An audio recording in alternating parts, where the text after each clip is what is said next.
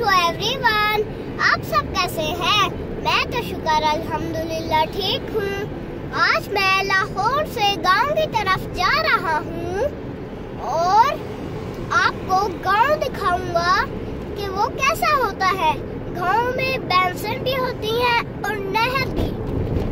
नहर में भैंसें नहाती हैं। ये रावी का दूसरा पुल है जिसे कहते हैं सगिया पुल। हमने रास्ते में जाते हुए कुछ ताज़ा फल ले लिए। रास्ते में खानपुर नहर भी आई।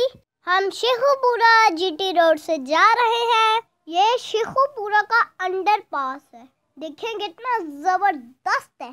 शहबाज शरीफ अंकल ने शेखुपुरा रोड भी बहुत प्यारा बना दिया है। ऐसे साफ सुथरे रोडों से जाना मुझे बहुत अच्छा लगता है।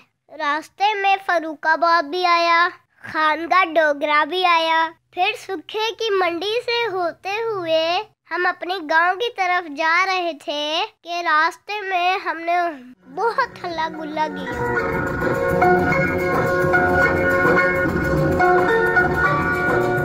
मैंने बहुत मजा किया।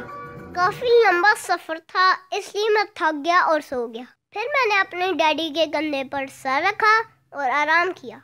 जब मेरी आंख खुली तो मेरे गांव का रास्ता शुरू हो चुका था। रास्ते में मुझे हर तरफ हरियाली देखकर बहुत अच्छा लगा। ये देखें, ये हमारे गांव की नहर है। इस नहर पर लोग अपने जानवरों को पानी पिलाने लाते हैं।